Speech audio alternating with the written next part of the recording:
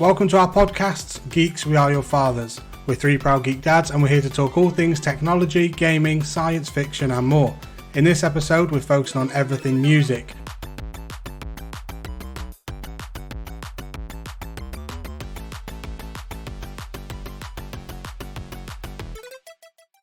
Hello and welcome to episode 10 of Geeks We Are Your Fathers. I'm Robbie.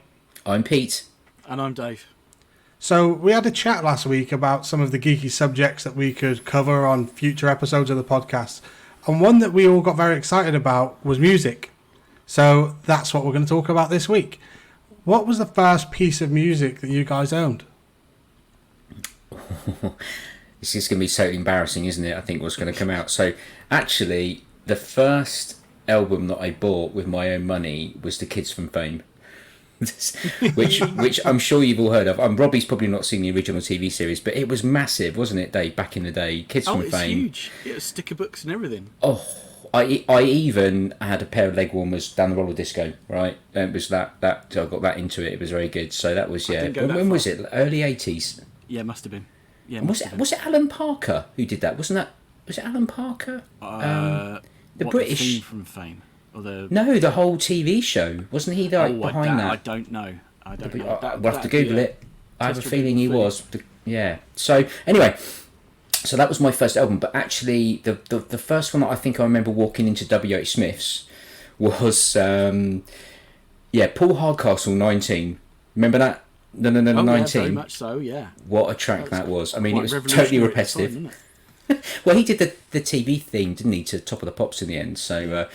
But that was when you used to walk into Smith's, or Our Price of it was back in the day, and you look up on the shelf behind them, and they had all their albums, didn't they? Like, or singles, number 1 down to 40, and you pick the one you want. And I always remember actually a guy I went to university with. He used to work at Our Price at the weekends, and he used to say people will come in, and they didn't quite know the name of the song, so they started humming or singing at him. Like, do you know one of this?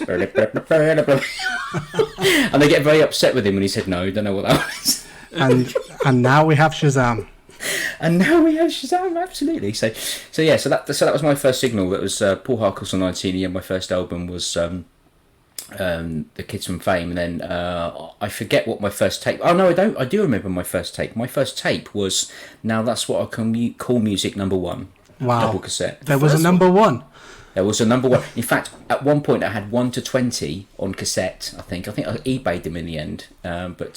I used to collect them, and listen to those religiously. So so that's kind of me. That was my. Oh, and while I'm here, this is my first CD. My first CD was Pills, Feels and Bellyaches by. Do you remember?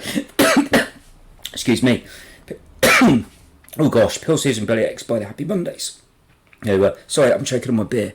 Have another sip. Hang on. Yeah, that's it. So the best way to get over beer is more beer. Yeah, exactly. So that's me. That's me. What about you then, Dave? See, I don't remember ever buying singles as such. I had an older brother, so I kind of inherited some of his musical taste, and I remember the first album he gave me, he bought me a mono cassette player. So it wasn't even a stereo. Oh, thing. yeah, I had one of them. Yeah. So one speaker, and he got me a copy of Out of the Blue by the Electric Light Orchestra. And I've been a lifelong fan of ELO ever since. They're just absolutely fantastic. So that was kind of the first thing I remember being given. The first thing I ever remember going out and buying was a Fleetwood Mac album. It was Tango in the Night. Nice. So I was a little bit late to buying stuff. So that came out in 87. So I think 87, 88 I bought it. So they were the first one. I do remember buying a single, an Aerosmith single, at some point late 80s. But for me, it was all about albums. It was never really about singles. I was much more into one band or one performer or another. So it tended to be albums I would buy. Cool. Yeah, I think mine's probably very different than both of yours in the format. When Generation gap. Yeah, I mean, when I first bought my first single and album, it wasn't in vinyl. It wasn't even in cassette. It was in CD. So my first single that I remember buying was Wonderwall Oasis, which is actually quite a cool one. So I'm always quite proud of that one. But I'm not so proud of the album because I had the first album was bought for me was Hearsay, which was the band that won the Pop Idols, or Pop Stars Arrivals, whatever it was called those days. And that one's not quite something to be proud of. But I mean, strangely, I've done it backwards. So I've always been into CDs because that was the format that I knew when I was growing up. But then I got to a certain age and actually got more interested in vinyl. And I've bought a record player, and I still buy vinyl to this day. And actually, they're much more expensive than going and buying the music on the App Store or anything like that. So it always sounds a little bit better. But I'm similar to you in that respect as well, Dave. I'll always buy the album rather than the single. I've got a few good ones on there, and it's everything from the likes of Fleetwood Mac and some of the music that was maybe before my generation, up to some of the modern day stuff. So I've got a lot of Arctic Monkeys albums that they then release on vinyl. Likewise, some of the Oasis albums and Kasabian albums, they've done the same. See, I was kind of that generation where records were there and it was mainly singles, and albums were still available on vinyl and people were buying them, but actually I was this kind of tape generation. So it was the point where the Walkman was coming in, tapes are kind of the big thing. In some ways it's bad because obviously tapes just haven't lasted the time. I mean, I found a few in the loft. We've just had a re-roof done and pulled stuff out and found cassettes, and they're just knackered, from the heat, and they're just. Whereas vinyl, if you store it properly, it's as good as the day that you bought it. I've still got some from grandparents and all sorts that we found, and they still play really well, and it's I mean, it's weird that it kind of went backwards to go forwards, if you like, in that respect. But I know. So I mean, I remember my first. So the cassettes obviously were my big thing, and I remember my first personal stereo. So I can't call it a Walkman because it wasn't really a Walkman. It was the Argos Special job with the orange headphones, and it was like I don't know. I can't remember how much it was now. Not a lot of money, and it didn't even have a rewind button. It was fast forward only. You had to keep turning it over to rewind it, and.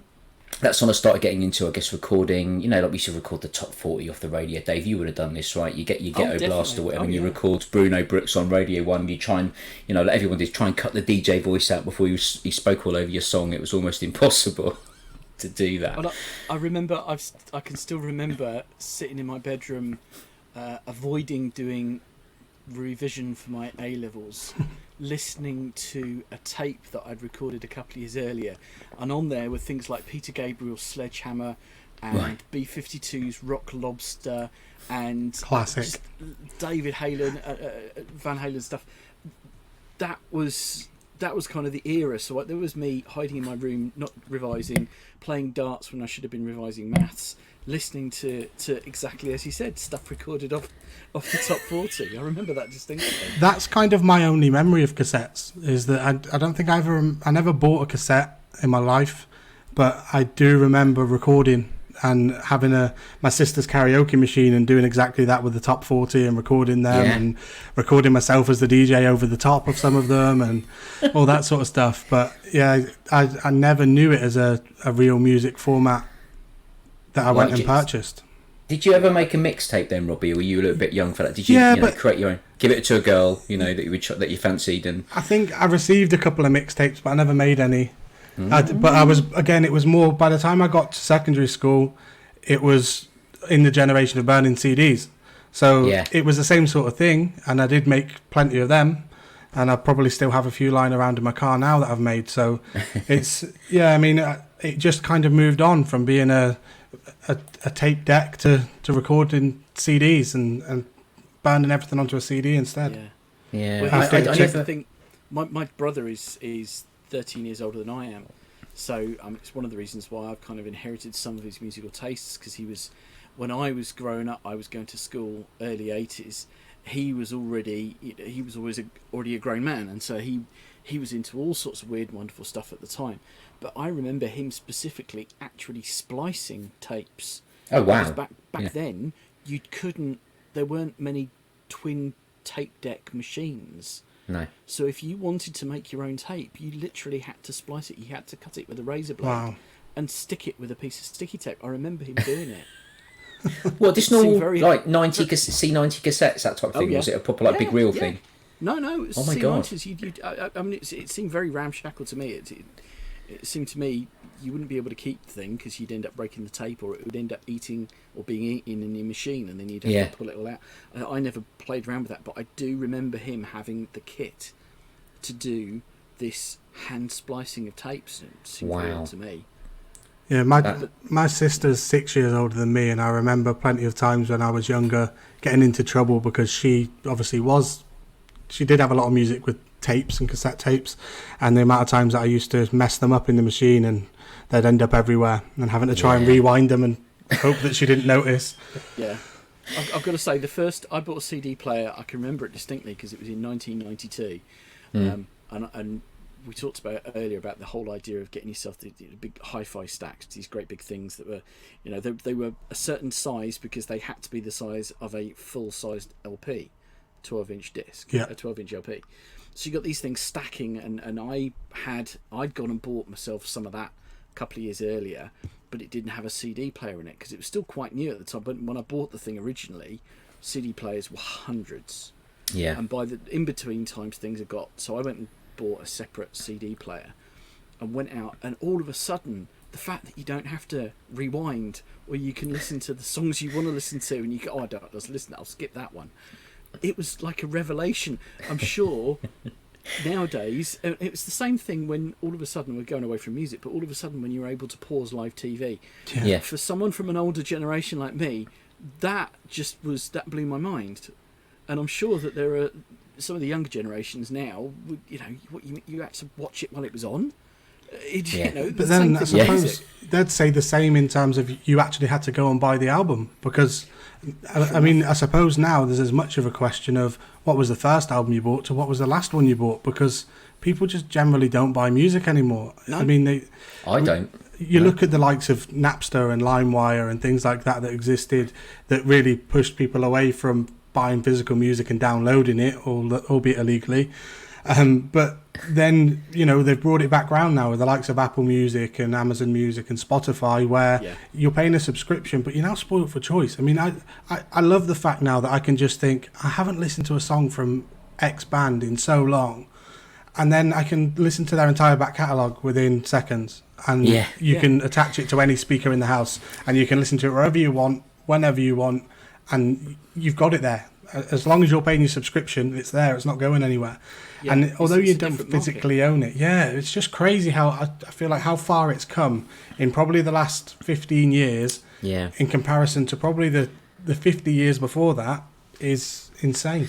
It does take the magic away a bit, though, isn't it? Because you've got the world's music at your fingertips, there's too much choice. You think, I don't know what to listen to. Whereas if you're looking at music on your shelf or your CDs, whatever, you kind of, it's a bit more limited. And again, when you go to like a friend's house and you look at their CD collection, you think, oh, wow, sort of CDs and your music, or your music choice sort of, kind of defines your personality, doesn't it, as well? And you don't have that now because we live in this minimalist world where everything's digital. And I remember when I got my first MP3 player, it was a Diamond Rio, and I thought, oh, that's it, I'll get rid of all my CDs, it'll be great. Because it only had 2 GB on it, right? So I could only get about an album and a half on it. So it was pretty pointless, really. I don't even know why I bothered, but obviously at the time it was like, wow, this is amazing. And then this was well before the iPod. And I just remember getting that and thinking it was great. And because it was such a small capacity, you used to have to rip things down at really low super quality, like FM quality, and you could maybe get like 3 albums on there. But I mean, at least it was better than carrying, CDs which are bulky and fragile and easily scratched, and And you used to skip every time you went over a bump on your bike. The amount of times that used to get on my nerves, where you'd be listening to something and suddenly, it just jumps because you've walked a little bit too quick or too slow. Had a mind of its own. I think you're right though, Pete. It's almost taken some of the, should we say, the romance out of music, because I remember the whole thing. You go down to Our Price. I remember while it was still Our Price. Get the latest album from a band, and you take it home and you'd listen to it, and you'd have that. It was almost a cliche. You'd sit there with the liner notes, reading the lyrics as you listen to the songs the first time. And there's a story. It was things like that. You wouldn't hear this. There was a story about the Monsters of Rock concert that used to be done at Castle Donington. In the summer, and it went for years and years and years, and it was some of the really big names in rock music were there. And there's a story about, I think it was the very first Monsters of Rock up at Castle Donington, and the local chief of police, the chief inspector of Leicestershire Police, apparently he was there doing the crowd control for this first ever big rock extravaganza at Castle Donington. he was spotted going into Our Price on the Monday morning and bought the entire AC/DC back catalogue, and apparently was seen at pretty much every Monsters of Rock ever since in an AC/DC t-shirt, because his eyes were open to this and he thought it was great. But you don't get that. You'd never get that as a story. The local copper, chief of police coming along and all of a sudden he's a diehard AC/DC fan. Yeah. You wouldn't know that nowadays. No. And I always like that story, because that to me that's almost the romance. I'm going to go and buy all of this vinyl, and he just did. But it's incredible. That's what's great about radio, though, isn't it? Because radio kind of, you just sit back and you're not in control. You're not in the driving seat. The DJ does it. I know, I listen to commercial radio, Heart FM and stuff, and they do repeat everything. I do a bit of Radio 1 and stuff, but I do like the fact that you generally don't know what's coming up next, and then things come up that had that whole nostalgia value, and you think back, because music's got that habit, isn't it, of triggering memories, which is amazing. Yeah. And especially from my childhood, especially when you get the 80s stuff on, and I like Heart 80s and Absolute 80s and 90s and all that kind of stuff, and I'll never get tired of listening to any of that. But recently, and I think we might have mentioned this last week, so Jude Pullin built us this Radio Globe. So I think we spoke about that website, Radio Garden, which is this incredible website which I think is available on Chrome, and it's literally a map of the world that you spin around, and you've got these little dots all around the different countries. You just hone in on those dots, and it literally tunes into the radio station that's underneath that dot. So there's thousands and thousands of radio stations from all around the world. It's absolutely incredible. And what Jude has done is he's built like a physical version of this using a globe that he's got from a £10 toy, and he's 3D printed all the enclosure, and he's used a Raspberry Pi, and literally you spin this globe with your hands and you land on different places, and literally it plays radio stations from where you land. It's absolutely incredible, and I love it, and it's just mesmerising, and you listen to music that you get that you may have never heard of, or some familiar stuff comes out, and it's just, you could lose yourself for hours in this thing. It's absolutely incredible. I really love it. So if you go into Design Spark, you can see the Radio Globe project, and you can make your own. We've shared all the files. It's absolutely incredible piece of kit, so check that out. There's also another really cool app that he mentions in that as well. It's called Radio, and it's got lots of O's at the end. I think 5 O's at the end of it. It's an app. And that's quite similar. So you can go around the world and listen to different radio stations, but it's also a time machine. So you can select which decade you want to listen to the music from. So it plays you random music from that country. But then if you say 1950s, it will play you 1950s music. If you say 1980s, 1980s, etc. And again, it's just all about that magic of listening to different things and discovering different music from different eras, and it's really, really interesting. I mean, I spent at least 2 hours in that app the other day just listening to really random music from all over the world, and it's, especially as somebody who loves music, I just like listening to different types of music as well. Yeah, me too. Whenever I get my car, I'm abroad, if we get a hire car, I always put the radio on for the local radio stations. I like country music, right, which I've kind of liked on and off for years. But when we were in the US last year, we were just tuning into, country music huge there, obviously, tuning into some of the local radio stations, and they are just great. There's so many stations to choose from compared to what you have back here. But the internet, gives you that access anywhere in the world. So you don't need to be in those countries to listen to those things now. But there's something about when you're there and you've got that, you're in a different country and you've got the local music, and it's just wow. I love that. I remember country music and how popular it was really blew my mind when I was in America. I remember going to Memphis, and I was in a car with my stepdad and his family, and the girl that was driving was only 15, and she just passed her test, which was weird enough. And then she put the music on, and it went from sort of being really heavy hip hop 50 Cent style music to then the next thing that came on was country, and she's singing every word, and you think, this is really weird. Like, I could not imagine 15-year-olds back home being so into this sort of country music. No. But did you go to Graceland where you were? Yeah, I did. And actually, what's amazing, isn't it? I must admit, I didn't know too much about Elvis before then. I was quite young when I went. Yeah. And it was unbelievable. I definitely came out with a whole new appreciation of everything to do with Elvis and the music. But I mean, Memphis in general was one of the best places I've ever been to, and I would love to go back. And that was all down to the music, because when you walk in, the jazz and Beale Street. I mean, just walking through the parks, and there were all different bandstands, and everywhere you went to, there were 2 or 3 guys just sitting jamming, and they were unbelievable. The jazz is absolutely out of this world.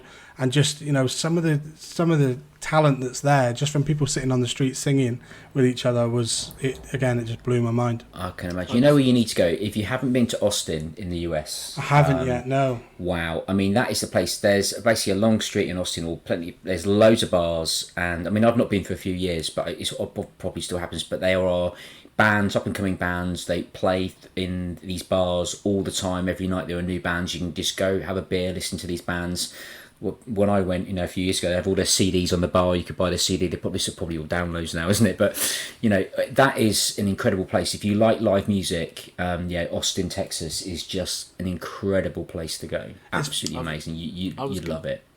I was going to go to Nashville this year before. I've been there too. Yes, good. All this nonsense took over. I was due to fly out to see a couple of clients in America, and my plan was to fly to Nashville, go and do all my work, and then I was going to drive back to Nashville over on a Saturday. I was taking a Sunday flight, and I was going to book a ticket for the Grand Ole Opry just for a giggle. I don't care who was playing, because there's shows every night there. It's huge, and I just thought, you know what, I can't go to Nashville and not say I've been. No. Also, it's where I think there's still a Gibson Guitar Museum there. I was going to go and see that. Yeah, there is. Yeah, they've got the Country Music Hall of Fame Museum there, which is cool as well. Yeah, that'd be right up my street. But obviously, I didn't plenty of line dancing as well. I do draw the line a tiny bit at that. I'm not very good at dancing in any way, so I'll just sit there and tap my foot. Thank you. Yeah, it's a great city. That sound means it's time for our special guest interview. And this week, Dave caught up with Eric Smith from the band Ryan Law and The Shelter.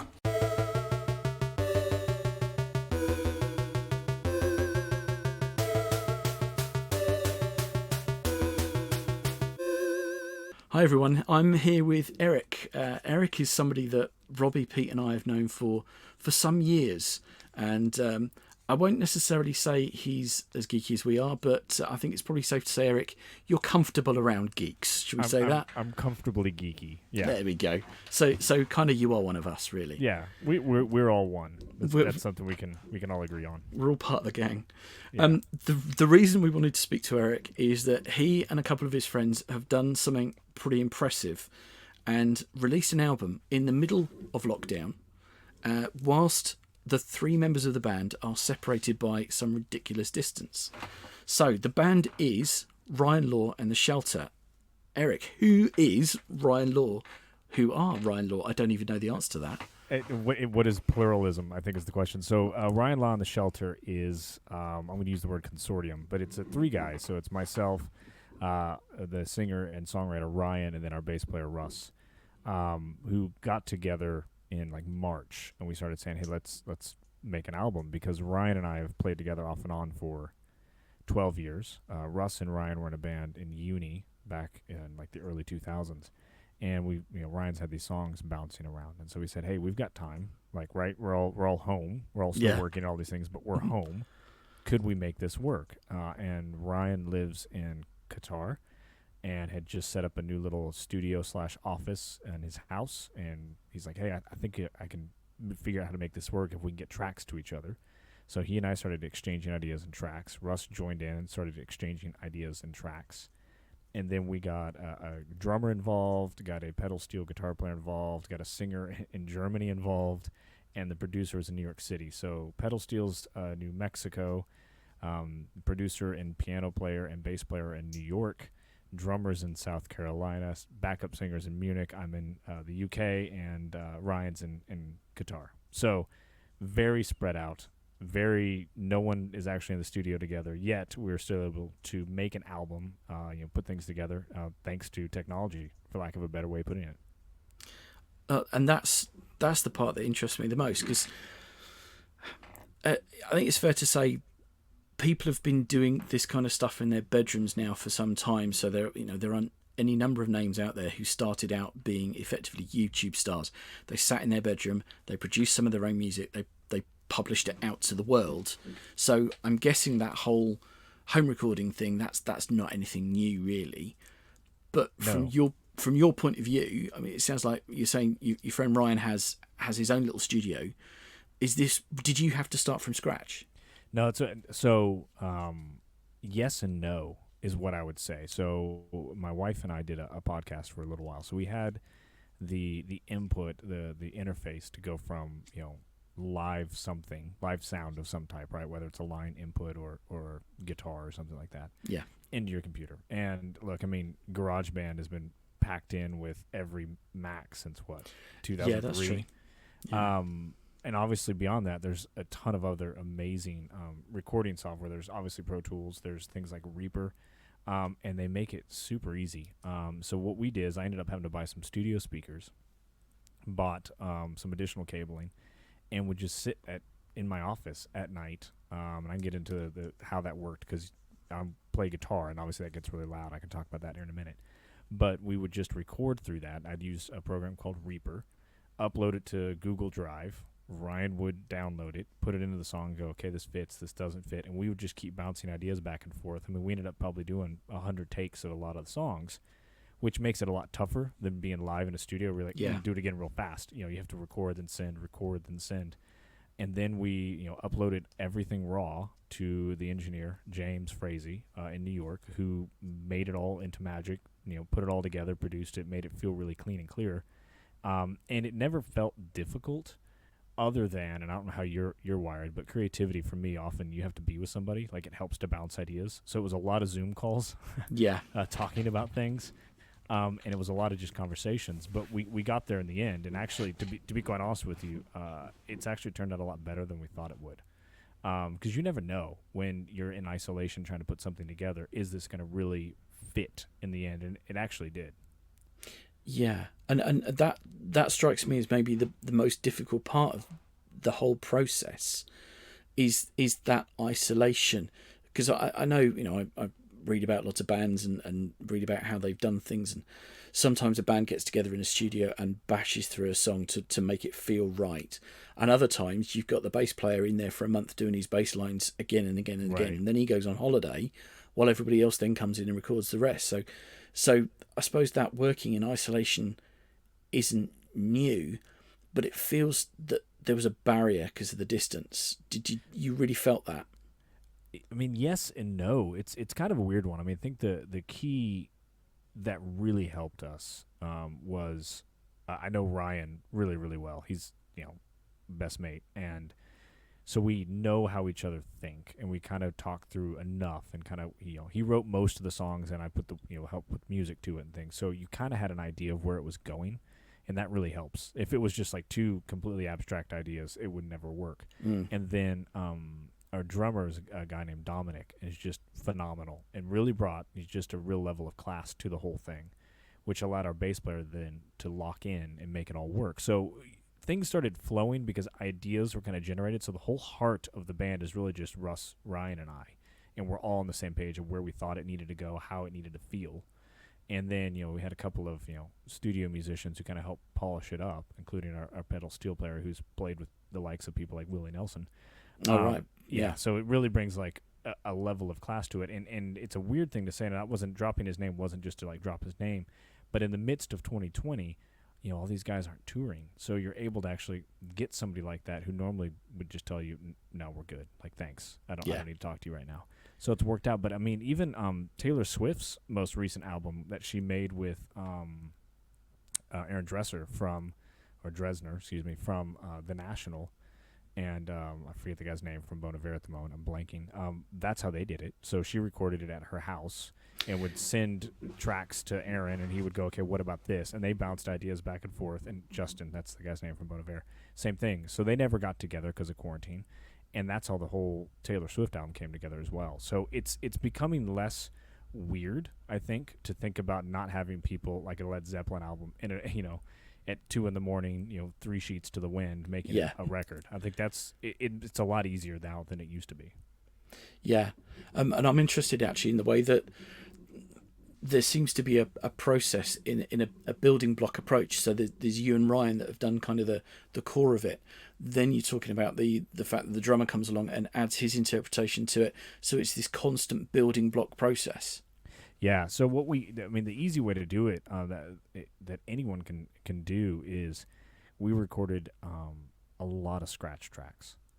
And those are just rough cuts of, this is an idea, does this work? So Ryan would record a lot with just his acoustic and his voice. He'd send it to me. I'd play a bunch of stuff on top, and we'd go, okay, I can see where this is going. And then we just talk through, what if it does this? What if it does that? This is where it needs to build. This is where we want it to, drop. This is the, the crux of the song. So you send it to someone else, and they play to that that building block, like you said. So you've built the base of the Lego, and you say, this is what the base needs to be like. Can you please put the middle floor in? And they put the middle floor in, and then you go, oh, I really like how you did that. So you kind of tweak a little bit and go, okay, now the song feels a little different because the drums do this now. So now we're going to switch a little bit. And it just keeps flowing back and forth till you go, okay, this is what I want to do. Now you hand it off to the engineer who says, okay, and then he even takes it another step and goes, this is what I hear. This is where this part should go. This is the part that should get buried. And it just keeps becoming ultimately a piece that everyone's contributed to. That started with ideas from two people that just kind of blossomed, for lack of a better word, as everyone else puts their paint on top. This is fascinating to me. I'm a bass player is probably overbuilding it. You told me years ago that you bought a bass in the U.S. when the pound to dollar was very favorable. I did. And I believe it was a Rickenbacker bass, was it not? I wanted to buy a Rickenbacker. Okay. But yeah, I went to Manny's in New York, and I wanted to buy. I've always wanted a Rickenbacker, much to my wife's annoyance because she doesn't like them. And my wife has been. That. Well, my wife has been an enabler when it comes to me buying guitars. So she bears as much blame for my collection as anybody because she just says, yeah, I like that one. You're having that one. But I couldn't for the life of me persuade her that a Rickenbacker was a good investment. So I ended up coming back with an Ibanez. But yeah, I did exactly that. But I have not played as much as I should have done. I talked in a previous podcast actually about collaborating with a friend of mine that I worked with at a previous company, and she sent me some tracks and I played a little bit or tried to do a little bit of bass line for it, and it never really went anywhere. And so, I mean, that in a way is a question for you: is how do you maintain the momentum? How do you maintain the enthusiasm when you've got this system where you do a bit and you kind of throw it into the ether and you wait for someone else to respond? Does that dampen your enthusiasm? Yes, but it's a weird one. I don't know how to answer that well because it does dampen your. You it's like having you spend all this time putting in all this effort and then you put it out into the world and you're like, please, validate me, right? Yeah. Like, tell me this is great. And you might get some people go yes, and then you get other people who ignore you. I mean, the worst part really has been for the past 3 months, I've basically become multi-level marketing to my friends through social media, and that just does feel so disingenuous. But it's not easy to keep that momentum. What has really been a real benefit, and I hate to say that because like 2020 is going to go down in history as not a great year, to put it mildly. No. But doing the album has been a really nice escapism piece for me. And Ryan and I were talking about that actually just yesterday. Like, hey, we have 10 more songs that came out of working on this, of all these other ideas of, well, now we have all these, the creative juices are flowing, right? Like, now we're back in it, we can do this.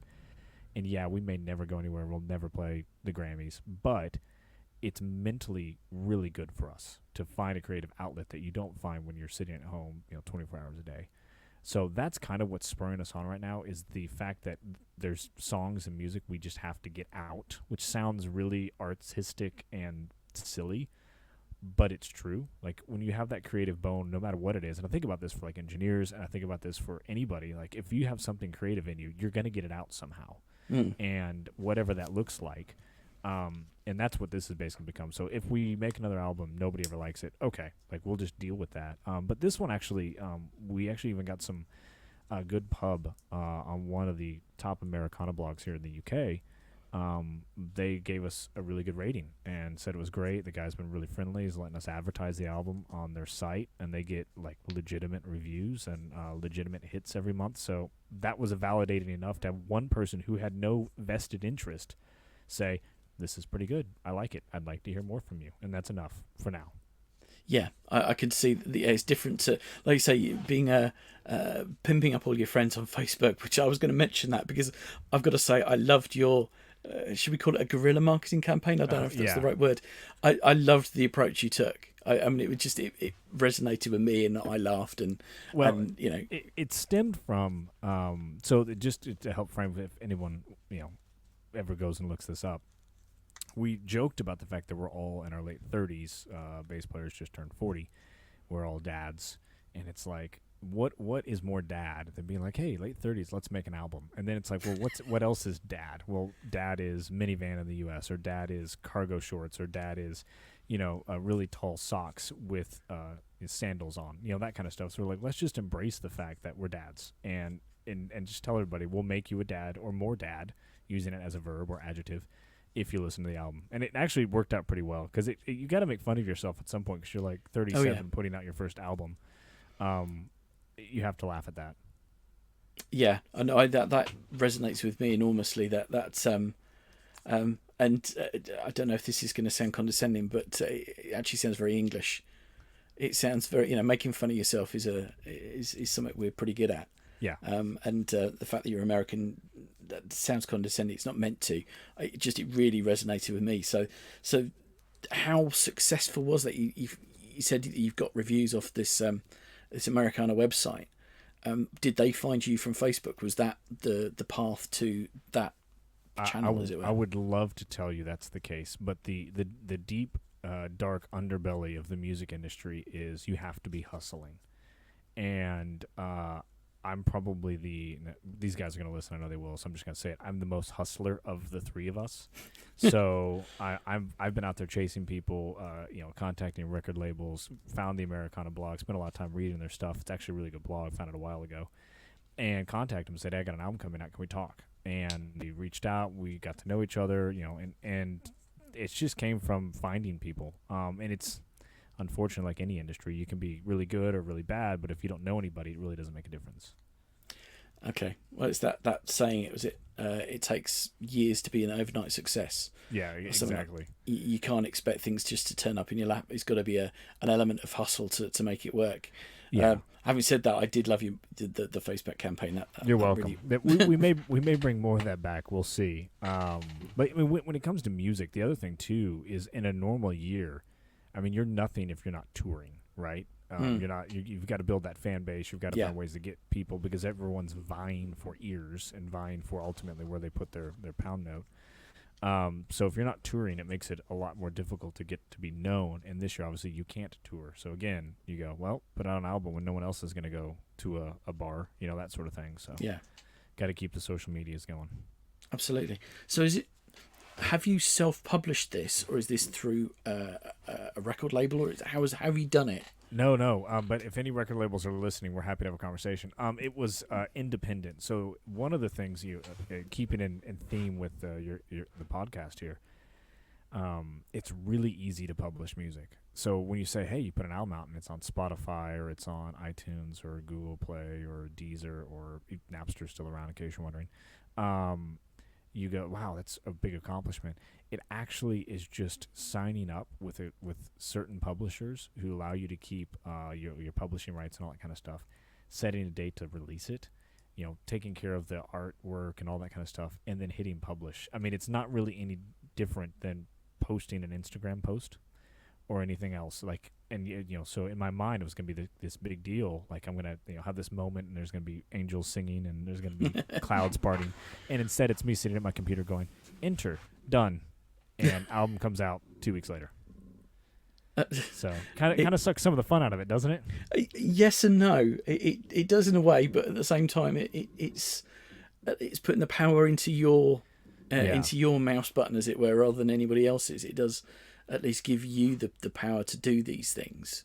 Yeah, I mean, when it comes to music today, I mean, Billie Eilish has recorded most of hers at her house. Now, she's got a little bit more of a recording studio than me, obviously. Yeah. But recording and releasing music is nowhere near as difficult as it would have been 10, 15 years ago. And the quality of the equipment you can have in your house is phenomenal. So I'm sitting at my desk now, and they're not the fanciest, but I bought some Atom Audio monitors, and they're amazing. They're ribbon speakers. They're recommended to me by a friend, so they've got a ribbon tweeter, and they didn't cost really anything at all. And like 10 years ago, they would have been thousands. So the cost of things has made it to where anyone can buy into this at any price point, and then it's up to you to figure out how best to use it. That's an interesting point, actually, because it's very much more accessible, isn't it? I've got before we started recording, I think you mentioned you got a Scarlett microphone. I use a Scarlett device to feed my bass into my computer, Right. and it's if it was £100, I'd be surprised. I can't remember how much it was, but it wasn't expensive. And with a minimal amount of kit, I can start sharing music. Well, if you call what I put out music, but I can share what my output. Don't undersell it. You're fine. Don't undersell it. I should do more. I should get better. But you can share it very easily. It doesn't take a lot. So the initial investment isn't high, which means you can get cracking on this. You said something about the potential difficulties. You're playing guitar at your desk. It can be potentially loud. You're talking about there might be a challenge there. Is that something you managed to get over? Did you banish people from the house? I would love to tell you that I went out and bought like a 3 Marshall stacks and just a bunch of Shure SM57s. But actually, last year, I ordered an amp. I'm going to plug them. Maybe one day they'll hear this. There's a company called Rev, REVV, out of Canada. And they're actually known for making like super metal amps. Like that's what they're into, is like really hard rock. And we couldn't be less that. We're much more on that folk Americana kind of thing. But they have an amp that they released last year. It's called a Lunchbox amp. And there's everybody has one, which is it maybe weighs 9 pounds. So what is that? 4 kilos, give or take.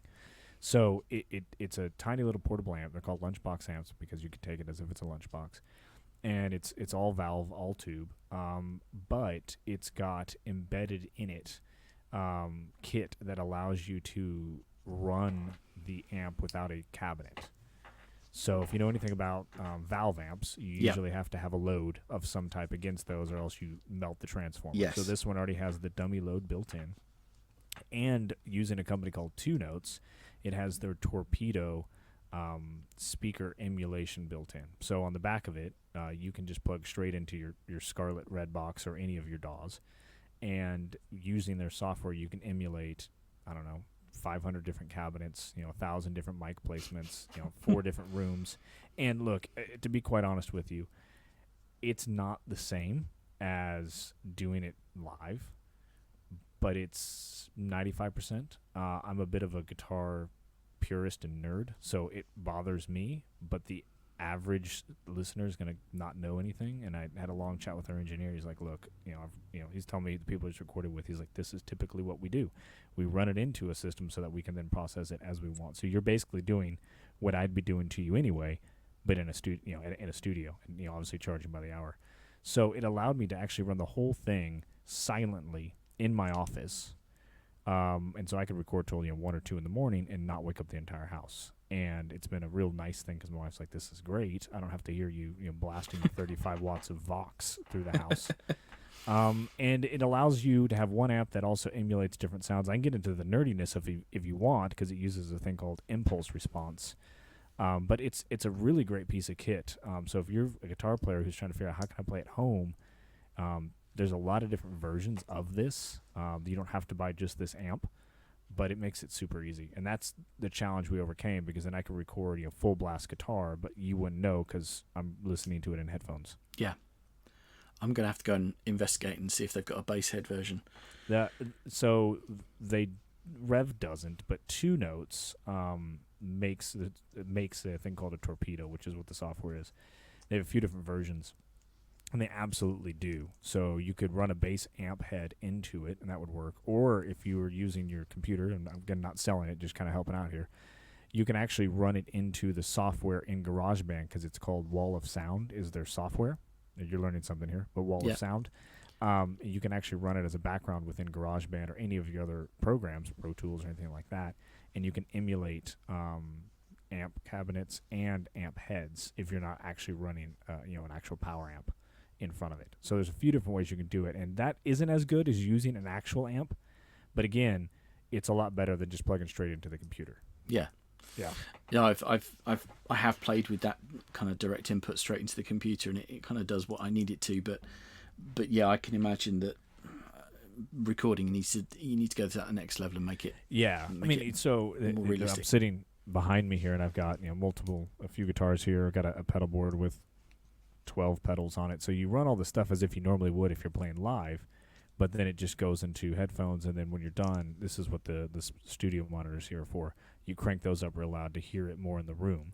And it worked out. I mean, and it made it easy too. You know, as I said earlier, you're doing scratch tracks. You can record a whole bunch, and then just airdrop it from your Mac to your phone. Send it to Ryan. He listens and goes, "This is good," and then I just go back and record it again. I'm loving this approach. It's talking about stirring the creative juices, and me feeling guilty that I haven't picked up my bass for ages. This is making me feel like it's actually something that's way more achievable than maybe I thought it was. There was me probably just playing with the equipment I've got. I'm probably not using a tenth of its capabilities, even the stuff I've got, and a little bit more effort is going to give such a better result. So it's fascinating, because when you actually listen to the music, it does sound like you guys were in a studio together and just bashing through a song. I know, in the best way. That's been that was the nicest surprise. So we, you do the whole ear test. So we recorded everything, and the best part is it was typically Friday nights. We'd spent the week working on stuff late night. Ryan would sit down Friday nights and put everything together on his computer to hear a rough mix, and then he'd send it to us and we'd go, "Okay, that sounds good. What about this?" And then when we finally sent everything to the engineer, who actually knows what he's doing when it comes to mixing, and he sent that first mix back, you go, "Oh, this actually does sound like really well thought out and put together. It feels cohesive." That was the real worry we had, was, is this going to feel cohesive, or is it going to feel like 6 people spread about the world? And it doesn't in any way. It was, when I first listened to it, it was so clear this was a band, and there was no hint of the fact that you guys weren't in the same place doing this. So the fact that you've collaborated over 11 time zones, and I'm guessing at no point did you ever play together. I'm guessing that's one of the key things on this. Not on the recording. Ryan and I did get together. Last year they used to do this beer festival in Munich called Oktoberfest. It was years ago. They don't do it anymore. Not during COVID. We got together and recorded some basics last year, and that's kind of what kicked it off. Was, hey, this actually works, and then we didn't obviously end up using any of that. But that's really what started. So it was really the only time we've really put any of the ideas down together in the same room. It's incredible that the technology, and not a lot of technology, allows you to put together something that frankly just sounds professional, just sounds like the real deal. And for, I mean, you can do it. It's not, I think it's music for the people, which was, somebody's going to steal that as a tagline for their next level of software or something. But it really is it makes it really easy for anybody to pick up and just go. And the quality of guitar effects at this point, with the level of DSP that's coming in through some of the stuff, it's phenomenal. The fact that I can use an amp that doesn't actually need a cabinet and works and sounds amazing is just crazy. And these are things that if you'd asked me 10 years ago, I would have said, no, that's all rubbish, throw it out. Don't use digital, because guitar players are notorious for everything was fine in the 50s, don't touch it. Yes. But it's come such a long way now that it doesn't have to feel foreign or fake. It can still feel like you, and it satisfies that purist need. Absolutely. Well, certainly from my point of view, I've enjoyed it, and we'll make sure that in the show notes that we put all the details of where you can go and listen to Ryan Law and the Shelter. We'll put the links through to some of the Facebook stuff so you can see the marketing campaign that certainly amused me so much. Yeah, exactly. And we'll put a couple of notes in there about some of these bits of kit that Eric's mentioned, because it's certainly from my point of view, I'm going to go and do a little bit of investigation and find out a little bit more about what I could do in my own office with my guitars, and see whether I'm going to be able to collaborate with friends in the same way. You mentioned that you and Ryan, you've got 10 more songs. So is there a difficult second album in the offing? Yeah, the sophomore slump, as they always say. It's funny, and I won't bore too long, but a lot of the songs on this album he wrote in uni and just never got to them. So they really come from a set point in his life where he was going through a lot of different things. And the stuff we're writing now is more relevant to our lives today, because again, 20-year-old Eric and 37-year-old Eric have very different viewpoints on many, many things.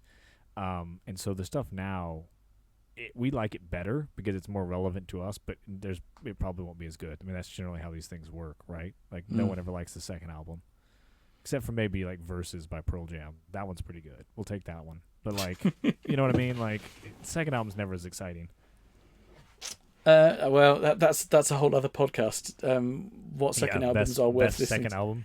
That's where I'm sure that friendships are going to start dying when we start dissing each other's choices. Do you want the second Killers album or the first? You want was it a Hot Fuzz, or do you want like Sam's Town or whatever it's called? Do you even know Sam's Town? No.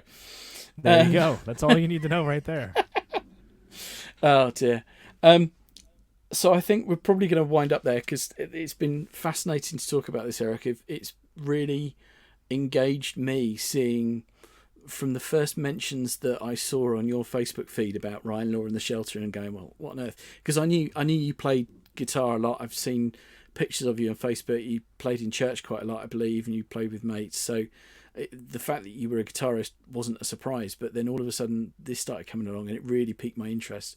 So it's been fascinating to talk to you about it and find out a little bit more about the journey that you took. Oh, God, the journey. Everybody talks about the journey, don't they? But to yes, just getting flashbacks. Everyone's life is basically Lord of the Rings. Exactly. Yeah. When you start talking about the journey, I start getting flashbacks and 1,000-yard stares. It brings me back to a time that we won't talk about. But yeah, the fact that you've gone through this process and out the other end, you've got this incredible album that has been done when none of you have actually been in the same room together. To me, is fascinating. Well, so I appreciate that. I appreciate the kind words too. No worries. Well, as I say, in the show notes for the podcast, we'll make sure that we'll put all the links to Ryan Law and the Shelter where you can listen to it. Spotify, Deezer, all these other places. I'll put some notes in there about some of the kit that we've talked about because people who listen to this are geeky and engineers. They want to know. I want to know. So we'll make sure that there's notes in there. And listen out for the second album if and when it finally comes out. And let us know what you think compared to the first. So Eric, thank you so much. It's been great talking to you. Same here.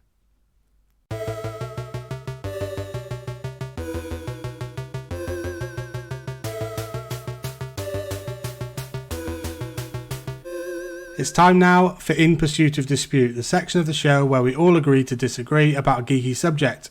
Today, keeping with our music theme, we'll be discussing guilty pleasures. So Pete, do you have a secret love for the Spice Girls? Or Dave, a secret Eurovision fan maybe?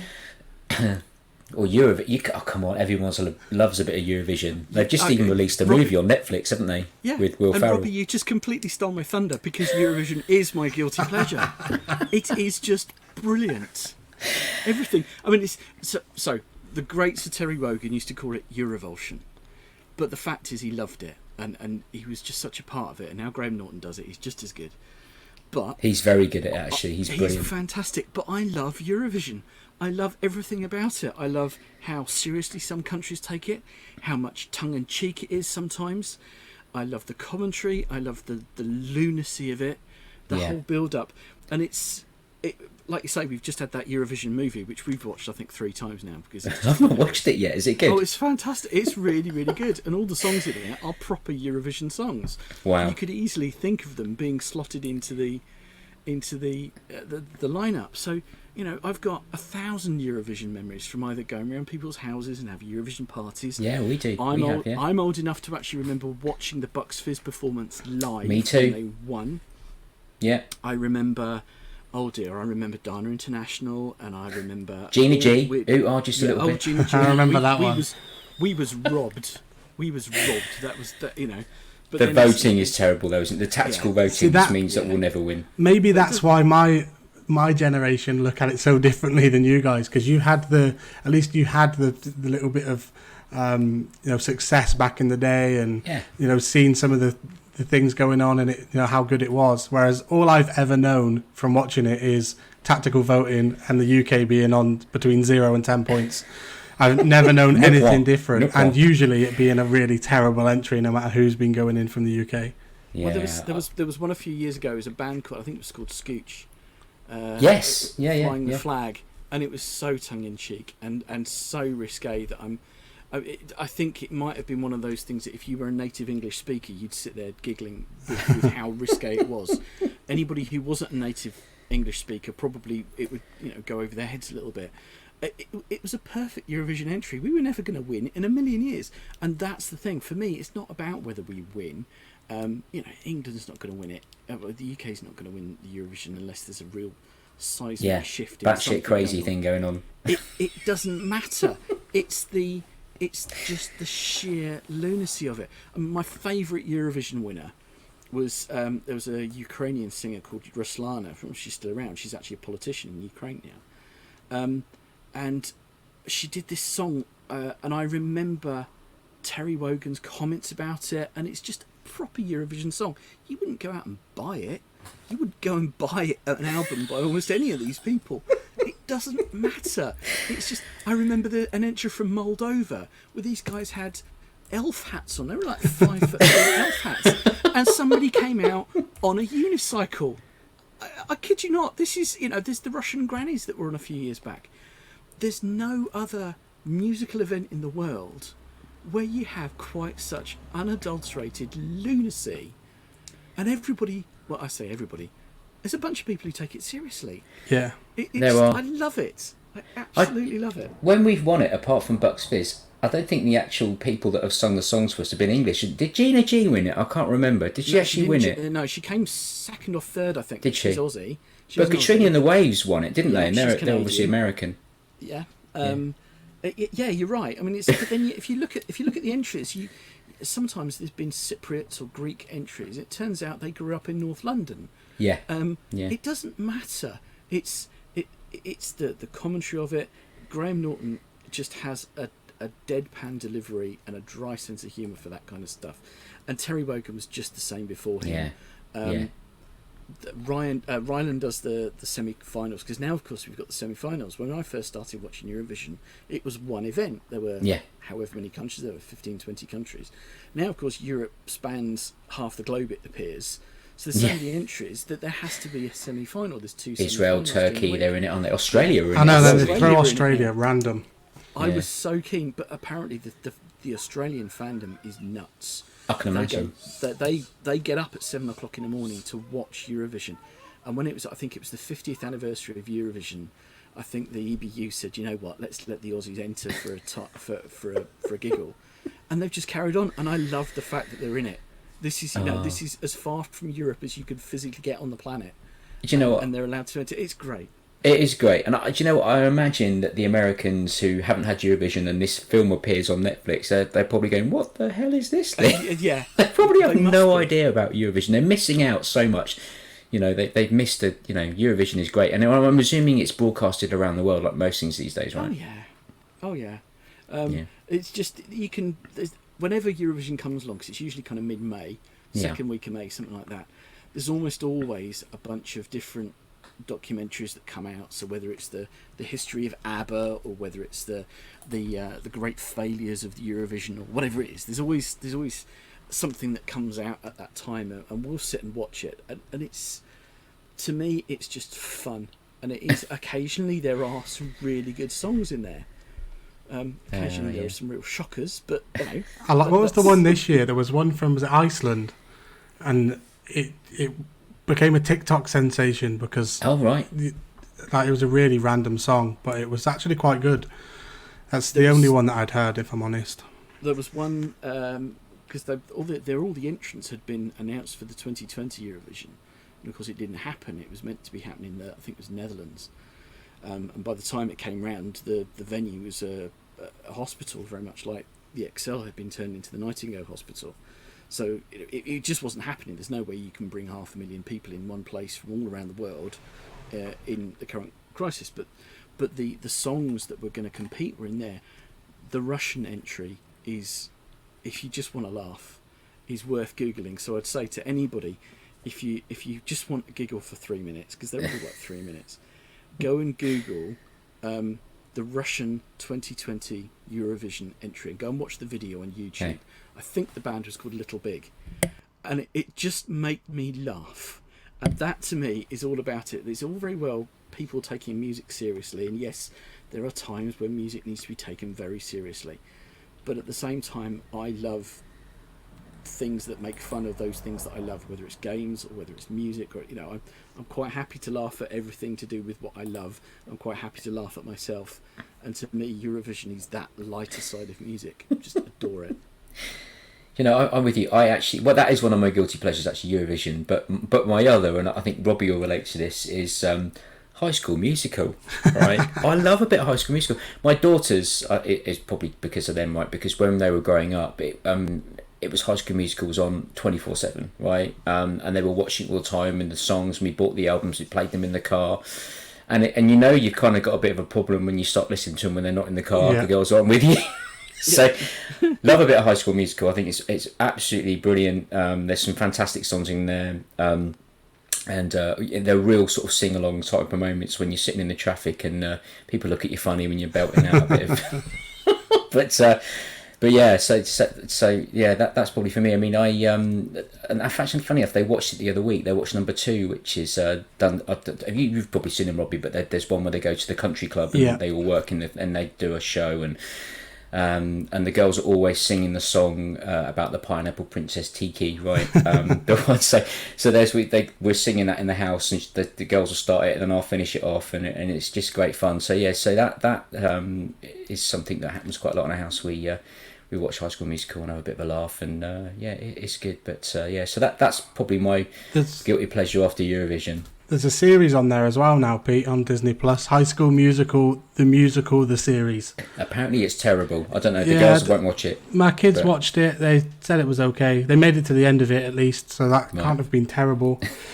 But funnily enough, I mean, it's funny you say that one, because my guilty pleasure is very, very similar to that, in that it's just Disney songs in general. I think no matter how old you are, and I think we've touched on this before around Disney, is that it's still magical and very much the same when the kids are in the car, or sometimes I make the excuse, just if it's me and Bonnie in the car, that we'll put Disney songs Moana on, whether soundtrack. Moana, Aladdin, Toy Story, whatever it happens to be. The songs are just great, and they can't like help the Rock singing, right? The Rock's amazing. Exactly. So yeah, it's always Disney songs, and it's always a good excuse when the kids are there. But exactly the same as you just said, sometimes you then find yourself, they sneak into your playlist when you're then in the car on your own. Yeah, absolutely. Well, my wife's a big musical fan. I mean, musicals in general, I don't know whether it's a symptom of how I grew up. My parents loved musicals, so I've just inherited that. My wife has found that there's a digital radio station for all it is show tunes, and it's great, and it's absolutely brilliant. There's some that you just think, oh, that's not so good, but there's others that they're almost timeless. It doesn't matter what era you're from. You can listen to Bless Your Beautiful Hyde from Rise of Seven Brothers, and you can listen to something from Six, the musical about the wives of Henry VIII, which we saw last year, which was just incredible. And you can listen to them back to back, and it doesn't matter. There's something about songs from musicals that I think are a little bit different to pop songs. They like don't The Sound of Music, age. right? I mean, The Sound of Music is a classic that we've used to watch quite a lot. Yeah, I'll walk into the house and I'll say "Raindrops on Roses," and the girls will come out from the corner and go "Whiskers on Kittens." It's Mary Poppins. We went and watched Mary Poppins at a drive-in cinema last weekend. Pop-up drive-in cinemas now, because of COVID. You sit in your own car, you take a little car picnic, and you watch a big screen, and it's not necessarily the perfect cinematic experience. So can you actually see the screen? Yeah. The screen's the size of the house. It's not small, and it's not a cinematic experience. It's just an experience. But we went and watched Mary Poppins, and I sat there almost tearing up, because you listen to Mary Poppins, and it is so perfect and beautiful in its own little way. It's a great, practically perfect in every way. Exactly that. Absolutely. And the remake, I think the remake was much better than people made out was. Yeah, I really enjoyed that. We went to watch that. We watched it on Christmas Eve, and we went to the cinema to watch it on Christmas Eve, and it was really good. I enjoyed it. They didn't change it too much, did they? In that they kept the same sort of format that they knew would work. That's right. But they didn't actually try and copy it completely. So it was. I thought it was quite nicely done. Yeah, it's very good. I think people were a bit sniffy about it, and I don't think it was justified. I thought it was a good film. I liked it. Well, I'm glad they didn't remake the original. Yeah. You know, Yes. and the fact that they did it, what was it, 20 years later, whether it was 30 years later, because it was Jane and Michael's kids, wasn't it? Was it? Yeah. But yeah, it was very good. I very much enjoyed it. And so Emily Blunt was good casting for that. She was very, very good. Yeah. The thing that gets me in that one is where where Big Ben is just slightly off on the time. That's Yeah. exactly the same as the church near my house. In the village near my house, the bell always rings at 29 minutes past or 1 minute to, and it annoys the hell out of me. And then I've seen that film and it just made me laugh a little bit from that. Great. So it's time now for the final section of the show, as we each put forward our nominations for Geek of the Week, where each of us nominates one person who deserves the title, and we then all agree on a winner. So, Dave, would you like to go first this week? Yeah, bear in mind the last time we did Geek of the Week was a couple of weeks ago, and I chose Leo Fender, designer of the bass guitar, and I kind of shot myself in the foot because I should have chosen him this time. But for another musical theme, and I mentioned him earlier, Electric Light Orchestra, the leader of the Electric Light Orchestra is a guy called Jeff Lynne, who I get the impression he's a little bit of a recluse, he's a little bit shy, but when it comes to a songwriter, oh my goodness, the man can write songs. I love the Electric Light Orchestra. The stuff in there, again, it lifts these songs just above normal pop songs. They're always a little bit different. They're always he tended to write concept albums, so there's always a concept running through all the songs in the album, and he can just write a song. As far as I'm concerned, the two best things come out of Birmingham are the Electric Light Orchestra and Bourneville Chocolate. I can't vote for Bourneville Chocolate as Geek of the Week. So it's And the Curry Mile, isn't it? Is that the other one? Yeah, it's overrated as far as I'm concerned. Very good. Well, so for me, actually, it's our own Dave Ives, Design Spot blogger. He does some amazing projects with audio-related things, so guitar fuzz pedals. He's built his Red Tin DJ setup, which is basically a way of kind of pimping up his laptop and his mixing desk, and he puts it all into this sort of Red Tin box, which is really, really cool.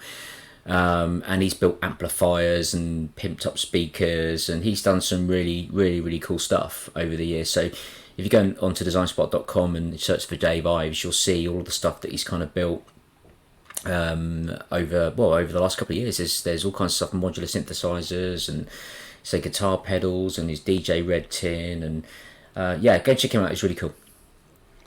Cool.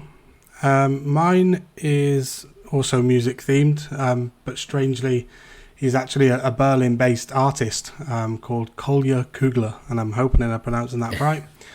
You might not necessarily think that an artist would be nominated for music, but he's actually the creator of something called the One Love Machine Band, which I think, Pete, you've seen it as well. It was at the Maker Faire in Rome, 2 years running actually, when we've been there, and I've just never failed to be impressed with it.